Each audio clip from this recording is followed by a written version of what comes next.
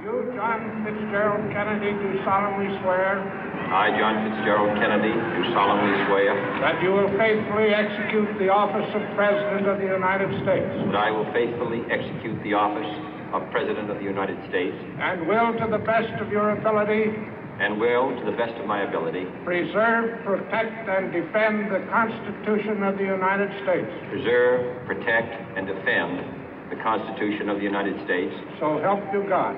So help me God.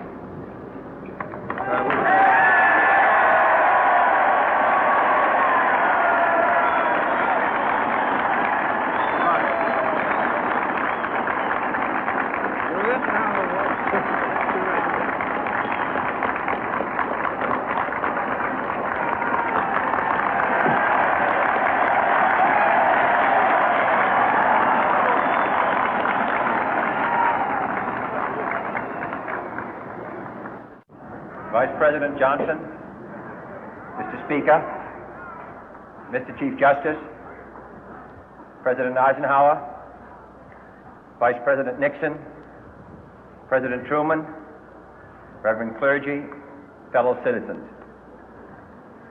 We observe today not a victory of party, but a celebration of freedom, symbolizing an end as well as a beginning, signifying renewal as well as change.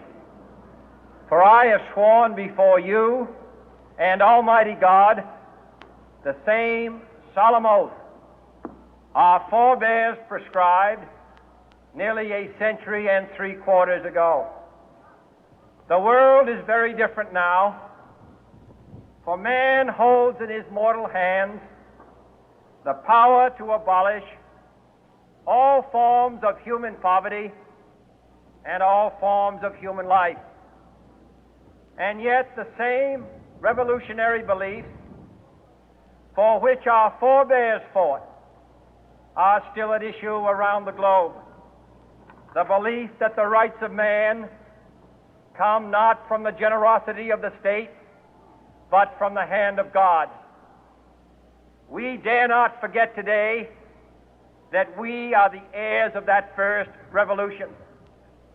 Let the word go forth from this time and place to friend and foe alike that the torch has been passed to a new generation of Americans born in this century, tempered by war, disciplined by a hard and bitter peace, proud of our ancient heritage, and unwilling to witness or permit the slow undoing of those human rights to which this nation has always been committed and to which we are committed today at home and around the world.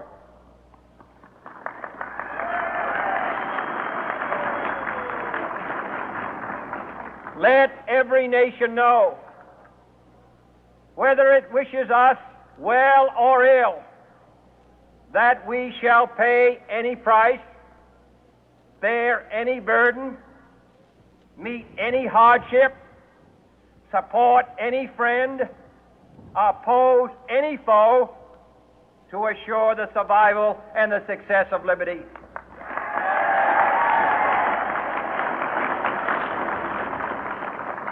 This much we pledge and more. To those old allies whose cultural and spiritual origins we share, we pledge the loyalty of faithful friends. United, there is little we cannot do in a host of cooperative ventures. Divided, there is little we can do, for we dare not meet a powerful challenge at odds and split asunder. To those new states whom we welcome to the ranks of the free, we pledge our word that one form of colonial control shall not have passed away, merely to be replaced by a far more iron tyranny. We shall not always expect to find them supporting our view, but we shall always hope to find them strongly supporting their own freedom, and to remember that in the past, those who foolishly sought power by riding the back of the tiger ended up inside.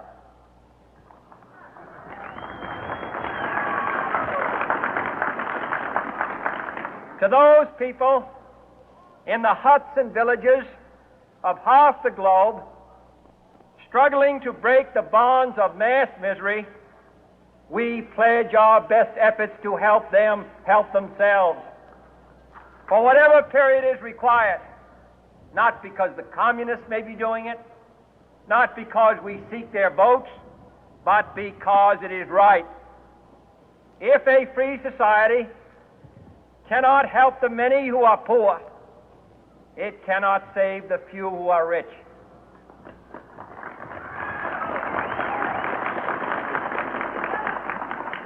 To our sister republics south of our border, we offer a special pledge to convert our good words into good deeds, in a new alliance for progress, to assist free men and free governments in casting off the chains of poverty.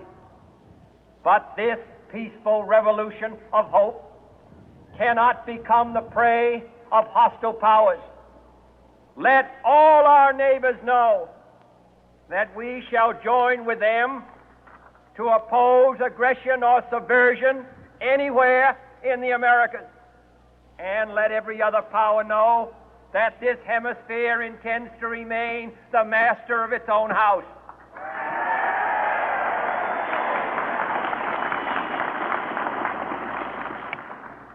To that World Assembly of Sovereign States, the United Nations, our last best hope, in an age where the instruments of war have far outpaced the instruments of peace, we renew our pledge of support to prevent it from becoming merely a forum for invective, to strengthen its shield of the new and the weak, and to enlarge the area in which its writ may run.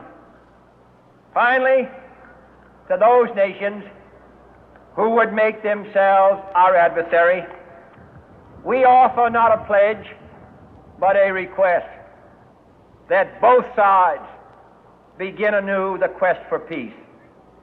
Before the dark powers of destruction, unleashed by science, engulf all humanity in planned or accidental self-destruction, we dare not tempt them with weakness, for only when our arms are sufficient beyond doubt can we be certain beyond doubt that they will never be employed.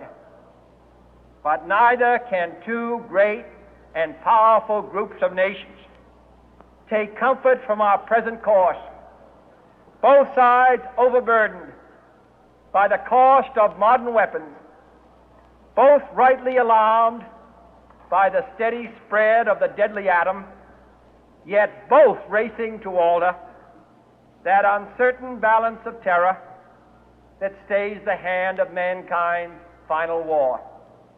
So let us begin anew, remembering on both sides that civility is not a sign of weakness, and sincerity is always subject to proof.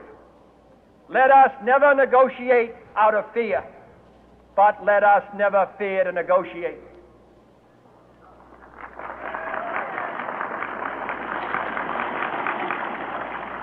Let both sides explore what problems unite us, instead of belaboring those problems which divide us. Let both sides, for the first time, formulate serious and precise proposals for the inspection and control of arms, and bring the absolute power to destroy other nations under the absolute control of all nations.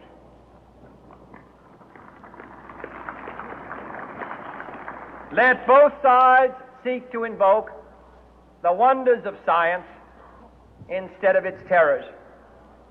Together, let us explore the stars, conquer the deserts, eradicate disease, tap the ocean depth, and encourage the arts and commerce.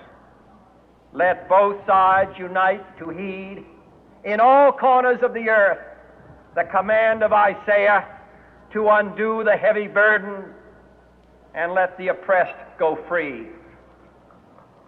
And if a beachhead of cooperation may push back the jungle of suspicion, let both sides join in creating a new endeavor, not a new balance of power, but a new world of law, where the strong are just and the weak secure and the peace preserved. All this will not be finished in the first 100 days, nor will it be finished in the first 1,000 days, nor in the life of this administration, nor even perhaps in our lifetime on this planet. But let us begin.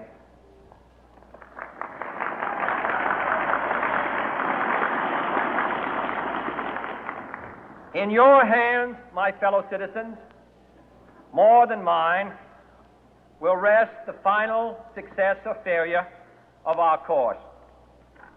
Since this country was founded, each generation of Americans has been summoned to give testimony to its national loyalty. The graves of young Americans who answered the call to service surround the globe.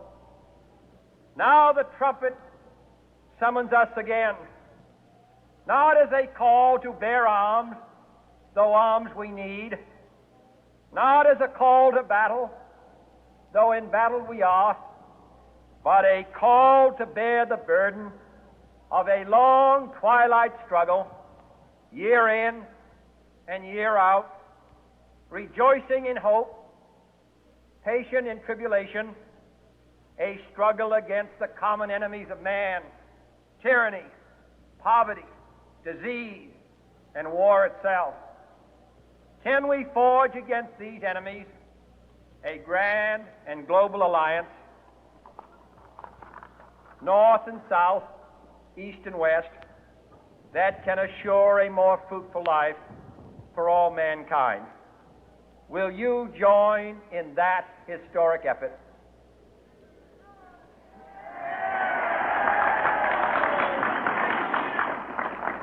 In the long history of the world, only a few generations have been granted the role of defending freedom in its hour of maximum danger. I do not shrink from this responsibility. I welcome it.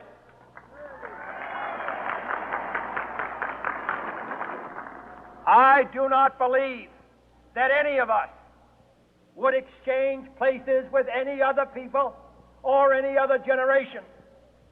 The energy, the faith, the devotion which we bring to this endeavor will light our country and all who serve it.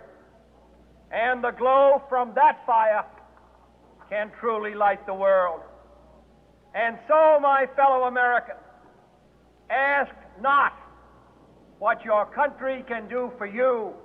Ask what you can do for your country.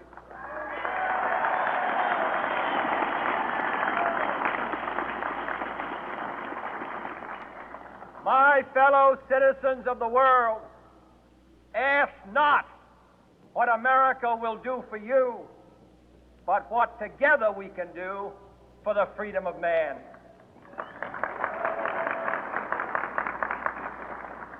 Finally, whether you are citizens of America or citizens of the world, ask of us here the same high standards of strength and sacrifice which we ask of you. With a good conscience, our only sure reward, with history the final judge of our deeds, let us go forth to lead the land we love, asking His blessing and His help, but knowing that here on earth God's work must truly be our own.